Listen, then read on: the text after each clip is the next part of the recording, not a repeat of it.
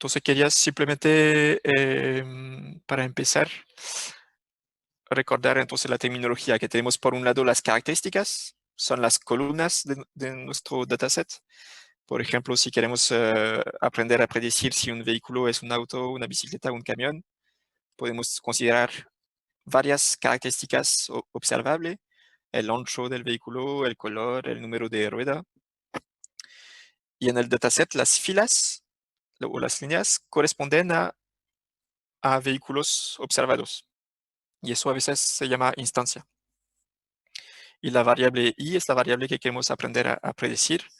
Y en este caso, sabemos a priori que son 3 valores posibles. En un problema de clasificación, cuando conocemos a priori cuál es la variable que queremos predecir y cuáles son los valores posibles, hablamos de clasificación supervisada. Por eso se llama supervisada, porque sabemos a priori lo que queremos predecir. Conocemos a priori cuáles son los valores posibles. En otra unidad van a haber otros algoritmos que permiten clasificar datos, pero sin saber a priori los valores posibles. No voy a entrar en el detalle porque es otra unidad. Si tienen preguntas, me interrumpen, por supuesto. Solamente para recordar lo que dijimos ya la última vez, el aprendizaje supervisado, buscamos aprender los parámetros de un modelo, es lo que conversamos recién, capaz de realizar predicciones para predecir una variable continua, en el caso de problema de regresión, o una variable discreta, en el caso de problema de clasificación. Supervisado, en el caso supervisado es cuando se conoce cuál es la variable i y sus valores posibles. Hay, como lo dijimos, 3 etapas: una fase de recopilación de datos, de limpieza. La etapa siguiente es entrenar el modelo utilizando un dataset de entrenamiento. En este dataset de entrenamiento, las características X deberían ser numéricas y permiten describir cada instancia. Y las características no numéricas, existen técnicas para transformarlas en variables dummy, o si no, también podemos eliminarlas. Una vez que hicimos el entrenamiento, hay que pensar a evaluar el modelo para verificar si realmente es suficientemente capaz de hacer predicciones sobre datos nuevos. Que no sea solamente un algoritmo que memoriza datos del pasado, pero que también sea capaz de clasificar datos que nunca ha visto hasta ahora. Y eso se hace a través de un dataset de test. Y la idea es que el dataset de test tiene que ser distinto del dataset de entrenamiento, porque si no, estamos simplemente midiendo si nuestro algoritmo es capaz de memorizar los datos anteriores. Eso creo que se entiende, me dicen, ¿no? Pero creo que eso son cosas que ya habíamos conversado. Uno de los aspectos importantes de los videos que compartimos, y también era parte del Notebook 1, es este concepto de matriz de confusión. La matriz de confusión es una herramienta que se puede utilizar en la tercera fase, en la fase de evaluación de los modelos. Entonces, ¿cómo funciona esta matriz? Por ejemplo, en un problema de clasificación donde tenemos 3 clases, A, B y C, esta matriz simplemente cruza las clases reales con la predicción realizada por el modelo.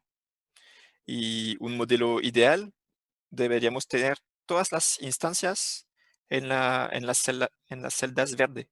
Si el modelo está perfecto, logra clasificar todo bien como es en realidad. En las celdas en rojo son las errores.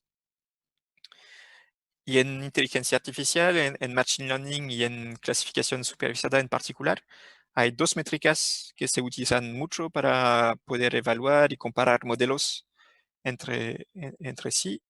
Es la métrica de precisión y la métrica de recall, que son 2 facetas, 2 aspectos bastante distintos para evaluar la calidad de un modelo. Eso no sé si está claro para ustedes la diferencia. Sé que algunos de ustedes estaban en el curso de taller de base de datos donde ya hablamos de eso, pero me interesa si me pueden decir si vale la pena profundizar un poco eso o si está súper claro para ustedes. No veo el chat, así que si me pueden decir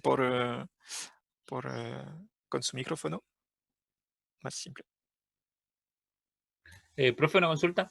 Sí, En la precisión de A dice que es 10 sobre 11. ¿Ese 11 es la suma de la columna de predicción A? exactamente, sí. Ah, ya. Entonces, eso puede precisar. Efectivamente, la precisión de A en este caso, son todas las veces que el modelo dijo que algo era A. Entonces, el modelo observó varias instancias del dataset de test y 11 veces el modelo dijo eso es un auto, por ejemplo. Y era correcto solamente 10 veces. Entonces, la precisión del modelo al momento de decir que algo es un auto es 10 dividido por 11. Y el recall sería la lectura en horizontal. Es más bien sobre todos los autos que existían en nuestro mundo. Había 14 autos. El modelo fue capaz de reconocer solamente 10 de los 14. Entonces, el recall es la exhaustividad del modelo para reconocer ciertas clases. Entonces, a veces hay modelos que tienen una precisión súper alta para ciertas clases y un recall bajo. El caso extremo sería un modelo que clasifica todo como auto. Entonces, tiene una súper buena precisión, perdón, tiene un súper buen recall. Tiene un súper buen recall porque dice que todo es un auto, entonces logró reconocer los 14 autos, pero va a tener una precisión súper mala al momento de reconocer autos porque se equivoca, se equivoca mucho. Entonces, a veces hay ciertos problemas donde queremos simplemente tener un buen compromiso entre todo, o hay otros problemas donde queremos optimizar el recall de cierta clase o la precisión de cierta clase. Entonces es importante poder hacer la diferencia entre estos dos conceptos.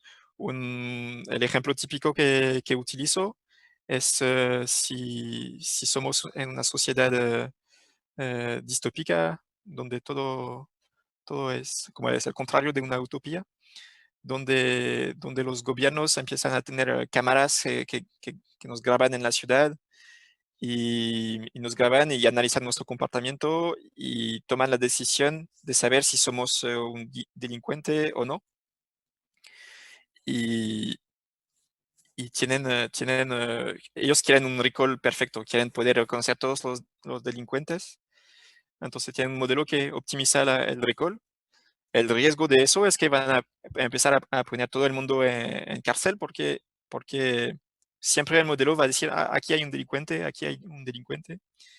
Entonces son conceptos importantes que pueden tener aspectos éticos.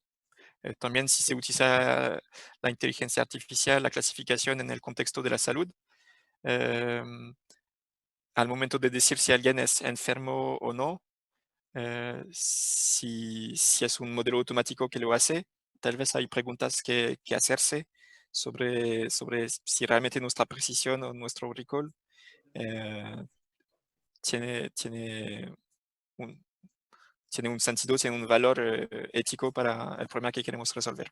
No sé si se entiende esta idea y no sé si tienen comentarios sobre eso. Profe, entonces ¿Sí? se prefiere que la precisión sea más alta que